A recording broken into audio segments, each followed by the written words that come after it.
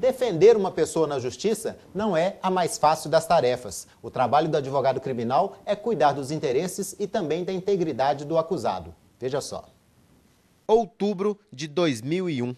A estudante Aline Soares é encontrada morta em um cemitério de Ouro Preto após uma tradicional festa na cidade histórica. A jovem estava nua e com as marcas de 17 facadas. Julho de 2009. 4 jovens suspeitos de matar a estudante são absolvidos do crime por um júri popular. Durante 8 anos, 4 pessoas foram sistematicamente acusadas de ter cometido aquele crime.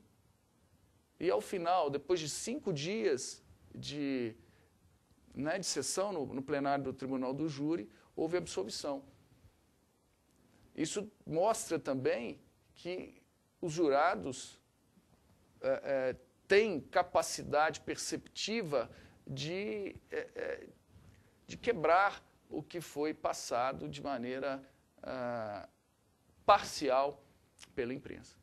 4 jovens considerados inocentes pela justiça tiveram o direito constitucional, comum a todos que são chamados perante o Poder Judiciário, de serem defendidos por um advogado. Eu vejo que na área criminal a possibilidade de um erro é muito grande e o resultado desse erro, ele traz consequências terríveis para as pessoas. Guilherme Marinho atuou no processo do caso Aline. Com pouco mais de uma década na advocacia, ele já trabalhou em outros processos de grande repercussão na área criminal e defende o preceito constitucional de que todo mundo é inocente até que se prove o contrário. Muitas vezes, só por existir um inquérito policial, por existir um processo penal, a pessoa que é o objeto de investigação no inquérito ou o réu no processo penal, ele já é visto como culpado. Socialmente, ele é visto como culpado. O processo passa a ser uma carga muito pesada e a sociedade cobra: por que esse sujeito não está preso? Ele não está preso porque ele não foi definitivamente condenado. O princípio da presunção de inocência é uma norma constitucional. Significa, falando assim mais claramente, que é uma norma a mais importante do direito. Especialistas em direito penal defendem que o processo judicial não é só um passo para se condenar alguém, mas simplesmente é uma forma legal para averiguar quem é inocente ou culpado. As pessoas têm que entender que o processo é um meio de garantir o direito de defesa, o contraditório, para que o réu leve para o processo a sua versão.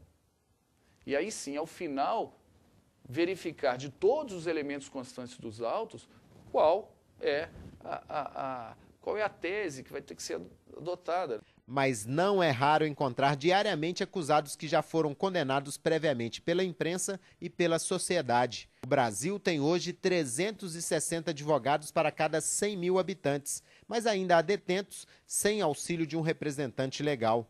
Quem não pode pagar um advogado de defesa quase sempre encontra alternativa na Defensoria Pública. Mas para este defensor, a acusação tem conseguido mais recursos. E a defesa pública ela conta com uma série de dificuldades. A Defensoria Pública tem uma estrutura física e pessoal muito aquém daquela que o Ministério Público tem hoje. Isso causa um desnível no próprio processo. Ou seja, se as partes devem ser tratadas com igualdade, nós temos uma parte que tem infraestrutura, que tem pessoal para trabalhar e outra que não tem. Isso distorce o produto final da justiça criminal. O advogado Obregon Gonçalves concorda que faltam recursos para o trabalho da Defensoria.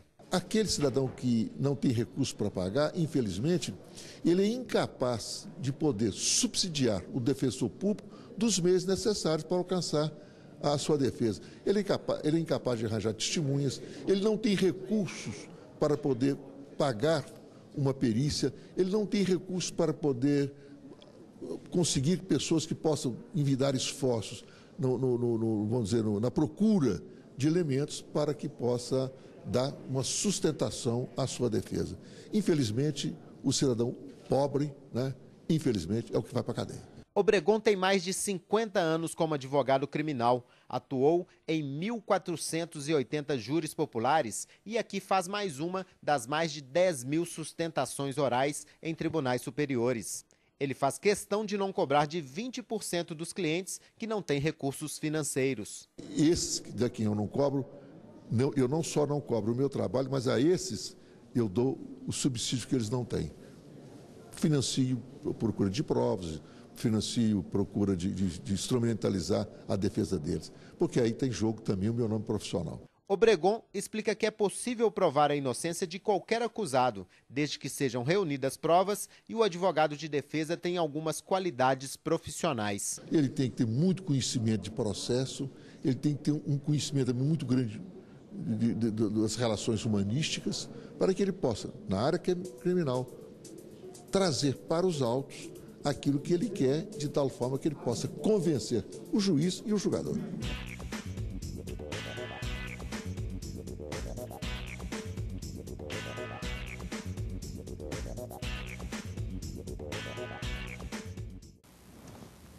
Aqui comigo está o desembargador Dorgal Borges de Andrada, da 4ª Câmara Criminal do Tribunal de Justiça de Minas Gerais. Desembargador, seja bem-vindo ao nosso programa. Eu que estou muito satisfeito, agradeço pela oportunidade. Ok. Desembargador, o defensor público fala uma questão muito séria ali, né?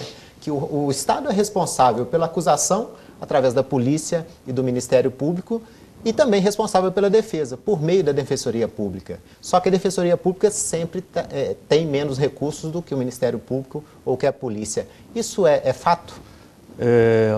Isso é uma verdade. Lamentavelmente, né, e nós que estamos na área criminal, no tribunal, atuamos como na Câmara Criminal, percebemos isso, e mesmo quando éramos juízes. Desde 88, a Constituição de 88, o Ministério Público ele se aparelhou, ele cresceu, ele tomou um corpo de ativo muito grande. A polícia também razoavelmente se aparelhou melhor e a Defensoria Pública começou a surgir só agora. A Defensoria Pública, nos termos práticos, como ela está atuando hoje, ela deve ter uns 10 anos. Mas eu não tenho a menor dúvida de que a Defensoria Pública, hoje tão deficitária materialmente, ela vai crescer, ela já demonstra que é necessária, a população quer a Defensoria Pública, ela vem ganhando atribuições jurídicas, competência jurídica, e esse desnível que hoje ela sofre, que é um prejuízo da população, ele tem que ser recuperado. Eu creio que em pouco tempo, em poucos anos, a Defensoria Pública vai estar no patamar do Ministério Público. Que é questão de tempo. Sem dúvida, sem dúvida. O senhor já foi promotor público, hoje é desembargador na área criminal. O que é possível constatar que quem de fato não tem recurso para pagar um bom advogado tem mais dificuldade mesmo de provar a inocência, né, desembargador? É isso, infelizmente, o mundo, né? Quem procura um melhor médico tem mais chance de ser curado. E o melhor médico, mais estudioso, mais competente, ele é caro. Quem constrói uma casa com um bom engenheiro, a casa não vai cair com as enchentes. Uhum. Então, o mundo quem tem acesso ao melhor advogado, mais estudioso, um advogado mais competente, um advogado mais dinâmico, é melhor do que o advogado que não estuda. Então, um advogado que tem uma capacidade digamos assim, de maior êxito nas suas causas, ele acaba elevando o seu preço. Assim como o médico, o dentista, o engenheiro, o contador, o pedreiro, aquele que é melhor, ele eleva o seu preço e dificulta os pobres a terem acesso aos bons.